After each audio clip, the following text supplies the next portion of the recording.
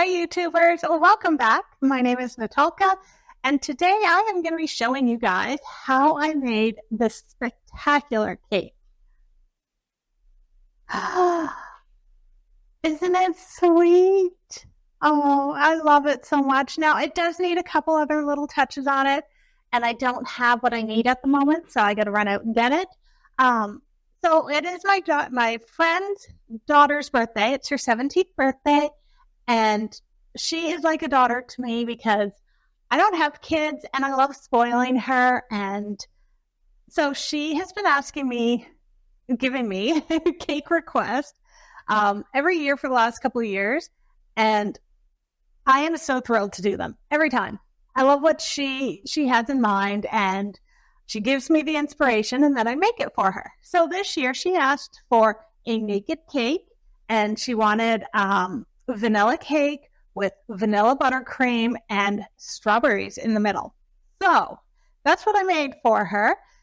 It took me 2 days. Okay, now I probably could have done it all in one day, but I didn't want to. I took the 2 days because, first of all, I made the strawberry filling, the strawberry compote. It is quite runny. It did not thicken the way I had hoped it would, but that's totally fine because this is going to be awesome on ice cream and pancakes and anything else. And if I do want to thicken it more, I'll just put it back on the stove, add something to it to thicken it. No problem. So that took time to make. I made that, and then I put it in jars, and I wanted it to be cooled because you don't want to put warm filling in a cake. It just doesn't work. So I had to cook that ahead of time, which is why it also took me 2 days. But not only that, I made the cake the day before so that it had time to fully cool. So again, when I put it all together, it wouldn't melt the icing. The strawberries wouldn't be too warm. You know, it all had to be cool to do this. So 2 days, okay? 2 days to make it. I also, these adorable little flowers. This is what I used. They're like, I don't know, some sort of cookie or pretzel dipped in strawberry chocolate. Anyway, I use that, and then I use just some little wafer flowers and stuck them on top and then put them in the cake. The only thing I'm missing at the moment is fresh strawberries. When I went to the store the other day, they looked horrible. Oh, they just look so bad. So I didn't buy any. I'm hoping I can find better ones today. And then when I get to her place, I'll just slice them up and add them on top and make it look like a strawberry shortcake on top. So that is what I'm going to be showing you guys how to do today. The cake recipe, I wanted to test out a new one. So I went looking online, and I found one that intrigued me. And I was like, I'm going to give this a try. And I have to tell you, it is fantastic. I think it is the absolute best vanilla cake I have ever made. The recipe, I wouldn't change a thing. I think it's perfect. So 100% try it. If you're looking for a vanilla cake recipe, this is amazing. So I think I doubled the batch or something like that. So it made a three-layer cake. Then it also made 12 cupcakes. 12. I've already eaten one. So it was a good recipe. Everything about it was very easy to follow. And not only that, the flavor is amazing. I love it. The texture is amazing. So 100% love it. Fantastic recipe. Won't change a thing. The icing, the frosting. So this one, I'm getting so sick of just normal buttercream. And I really like Swiss meringue buttercream. I've been doing that whipped cream frosting type thing. And I wanted to find something kind of an in-between. I found a Swiss meringue buttercream recipe, okay? Only you don't cook the eggs. You use pasteurized egg whites. So they're already safe to eat. I don't have to cook them and make sure they are tempered properly. I don't have to mix the sugar in and make sure it properly dissolves without overcooking the eggs. I'm not working with a hot stove to make my frosting. This recipe, wow, it was great. And it turned out fantastic. I love the taste of it. It was easy to work with, like piping it all on, making the cake. I 100% recommend both of these recipes, which I don't normally do. It's very hard for me to do that because I almost always change something, and I did not change anything in these. So these are fantastic. I'm very happy I found them.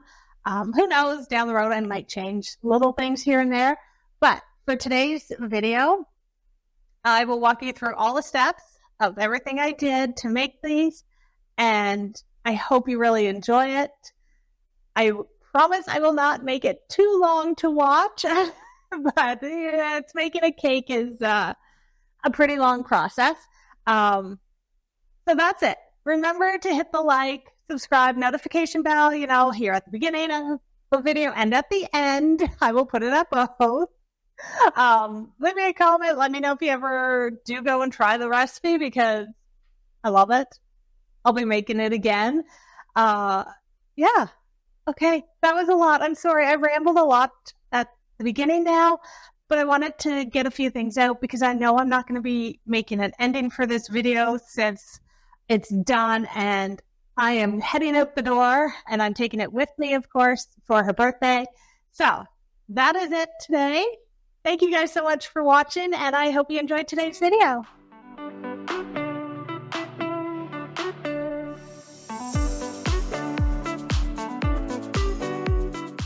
The first thing I'm going to do is get the strawberry filling ready. So like I said at the beginning, this is going to be about a 2-day process. So I'm going to make the strawberry filling and put it in jars and then use it tomorrow to put in the cake. So in a pot on the stove, you're going to put 1 2-kilogram bag of frozen strawberries in your pot and a 600-gram bag. You don't have to use this much, but I am making lots of extra so that I can have it on like toast or ice cream, something else, so that I have it for when I want to use it for something else. All right, I'm also going to add the juice from half of a lime, 2 tablespoons of cherry brandy, and about 3/4 cups to a cup of sugar. This depends on how tart or flavorless your strawberries are. These frozen ones don't have a whole lot of taste, so I'm going to sweeten them right up. Then I'm also going to add a splash of vanilla and a sprinkle of salt, and I'm going to cook this all down. All right, now that this has cooked down a little bit, I'm going to add a tablespoon of cornstarch to it, but I'm going to mix the cornstarch with some of the strawberries first, just to make it like a paste so it doesn't get all like chunky or anything. There's no chunks of, no floaties in there from the cornstarch. So just mix that in, let it cook a little bit longer. While it's cooking, make sure you have your jars ready. I talk about the process of getting your jars prepped in some of my other videos, like the mustard pickles and the dill pickles. So if you want to learn a little bit more about how to prep your jars, I would suggest checking out those videos because that's what it's about. All right, so once your jars are prepped and your strawberries are cooked down, you're going to fill up your jars, put the lids on, and let them sit overnight to cool. All right, let's get the cakes ready. So in a bowl, measure out 600 grams of flour, mix it with 50 grams of cornstarch and 5 teaspoons of baking powder. Whisk that all together. Then you're going to sift it into another bowl to remove any clumps of flour or cornstarch, and you're going to just set this aside. All right, in the bowl of your mixer, you're going to add 1 cup of salted butter. If you're not using salted butter, make sure you add a half a teaspoon of salt to your dry ingredients. All right, so salted butter in your mixing bowl, then you're going to add 700 grams of sugar to it and 1 cup of oil. And you're going to mix this until it'll get really fluffy and it'll get, the color will change. It'll become more pale yellow and it'll look like it'll almost double in size. While your butter is mixing with your sugar and oil, you're going to get some milk ready. And you're mixing 2 cups of milk with 2 teaspoons of vinegar. So basically, you are making buttermilk. If you have buttermilk, just use that instead. It'll do the same thing. So mix your milk and vinegar together and then set it aside. All right, back to the butter, sugar, and oil mixture. Now you're going to add 450 grams of egg whites, which is about 12 eggs without the yolks. Add it in a little bit at a time. In between adding it, you're going to stop your mixer, scrape down the paddle and the sides of the bowl. And you're doing this because sometimes the egg whites will settle at the bottom of your bowl and not quite get mixed in. So make sure you do this a couple times. As well, make sure you're giving it enough time to mix in between adding the egg whites.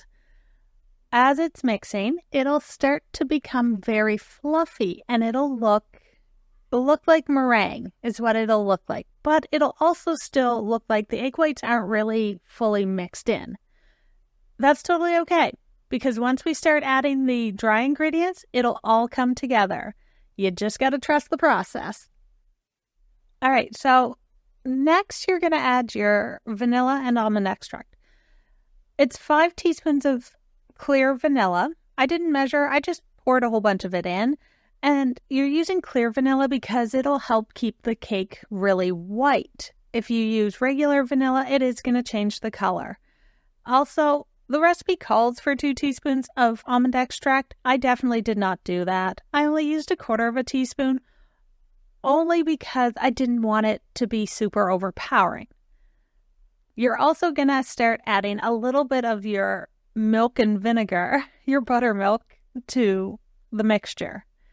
Just a little bit, and then you're going to remove it off of your mixing stand, and you're going to do the rest all by hand. All right, so now you're going to start adding the flour to your egg white mixture here, and you're going to do it really slowly, and you're going to fold it in. You're not really like mixing it in, you're folding it in, and if you watched my macaron video, I talk about how you sort of do like this J formation when you're folding in flour. So you're going to do that, and you're going to alternate between adding some of the dry ingredients and the buttermilk or the milk and vinegar mixture, and do it little bits at a time. And you do this because it prevents it from over mixing. So it'll help keep the egg whites fluffier, and you won't over mix the whole cake batter. It does take time. You do have to take your time with this, and your arm will probably feel like it's going to fall off, or, well, your wrist will. But trust me, it does make a difference. So mix in all your flour and your milk until it's just combined, okay? You don't overmix it. Just until it's combined and you don't see flour in your cake batter anymore. All right, I'm using 3 9-inch pans. I have greased them and floured them. You could use parchment paper if you prefer. And then I'm using an ice cream scoop, and I am going to do my best at measuring out the batter into the 3 cake pans and making it as even as possible. Once I have it all measured out, then I'm going to take a spatula. I'm going to spread my cake batter out so that it's smooth and looks good. Then I'm going to tap down each of the cake pans on my countertop, and this is to help remove any air bubbles in it. Then I'm going to twirl it. Yes, I said twirl the pan. And what this does is it spreads out your cake batter from the middle to the sides, and it'll help prevent doming as it's baking. So you know how sometimes those cakes that you put in the oven, it has like a bump in the middle? Well, this is a little technique that'll help prevent that. All right, while I'm doing this, my oven is preheating to 320 degrees Fahrenheit, and it's on a convection bake option. So if your oven has that, I suggest using the convection bake. They're going to go into the oven for about 30 minutes, roughly. Each oven is different. Just check it with a toothpick. If the toothpick comes out clean, then remove them from the oven and let them cool. Instead of making a 4th layer for the cake, I have enough cake batter left over to do 12 cupcakes. So that's what I'm going to do. Fill up some cupcake trays, pop them into the oven, and then I'll decorate them later. All right, we're on day 2. So in your mixing bowl with the whisk attachment, you're going to mix together 6 ounces of pasteurized egg whites at room temperature and 24 ounces of powdered sugar. Mix it really well. Make sure you stop it every so often, scrape down the sides of your bowl and the whisk. As it's mixing, you'll notice that it'll change. It'll start to look like royal icing, which it basically is royal icing. And it'll become very smooth and very glossy and very white. Next, you're going to add just a splash of clear vanilla because you want to keep this as white as you can, unless you're coloring it. And just a hint of almond extract. And I mean like a hint. It's probably less than 1/8 of a teaspoon. And you're also going to put in a pinch of salt. Roughly half a teaspoon. I don't think I even put that much in. I just threw in a little bit of salt. Mix that together, scrape down the sides of your bowl, and then we're going to add the butter. All right, so now I'm adding the butter. I'm adding 24 ounces of unsalted butter. It is at room temperature, and it's probably more than room temperature because the house is hot right now. So it's really soft. And I cut it up into chunks, just tossing it in as it's mixing. And it's going to mix for a really long time, like a good 20 minutes, at least 20 minutes. And it's going to go through a couple different phases. So first it's going to be, messy and chunky until it starts getting mixed in properly. And then it'll start to look like it's curdled, which is, it kind of worries you a little bit that maybe you just curdled your frosting, your icing, and you're hoping it'll turn out. Trust the process on this one. It is going to look curdled for probably a good 5 minutes while it's mixing, but don't worry, it will change. And it'll change from this yellow, egg-looking, curdled, scrambled eggs look, and it'll start to turn white and smooth, and it is going to look more like frosting. As it is mixing, let it keep mixing, okay? And let it get to that nice white color. It'll start to look way more smooth. It'll also be kind of like, you'll notice like air bubbles in it, that when you stop your mixer and you're scraping down the sides of the bowl, you'll notice that it's not perfectly smooth, that there are air bubbles in it. And that is from the whisk. It's injecting so much air as it's whipping. That's okay. We're going to fix that. So keep mixing. Also, if it is looking still a little too yellow and not white enough, you can add the smallest hint of purple or like violet coloring to it, just the tiniest hint. And it will take that yellow away and make it look white again. Once your frosting is really light and shiny, now we're going to get rid of some of those air bubbles. So you're going to take the whisk attachment off of your mixer and you're going to put the paddle on. Then you're going to put your frosting back onto your mixer and you're going to mix it on low.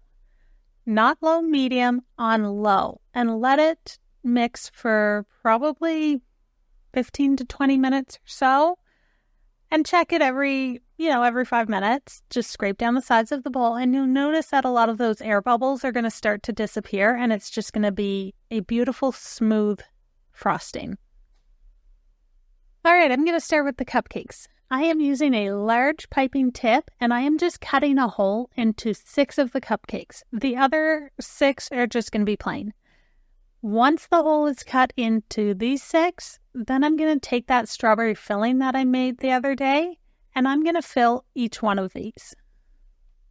So I filled my piping bag with the frosting and a star tip, and as I was doing this, I made the frosting just a little too high on the cupcakes, and I didn't like it, so I scraped it all off, and I'm going to redo it. Make the swirls of frosting a little shorter. Once the frosting's all on there, then I'm just going to take some of these really cute little wafer flowers and stick them on for decoration. And of course, I'm going to add a dusting of edible glitter to it. Then I'm going to take some of the strawberry filling and drizzle it on a couple of the cupcakes as well. So on the cake, the way I'm going to put this together is I'm going to do little dollops of the frosting all around the edge. I'm going to make sure it's not too close to the edge of the cake because when I put the next layer on, I don't want it to all squish out. So I'm going to do like a border of these dollops of frosting. Then I'm going to fill the center of it with more frosting. And then I'm going to put a layer of the strawberry filling. Put the next layer of cake on and do it all again.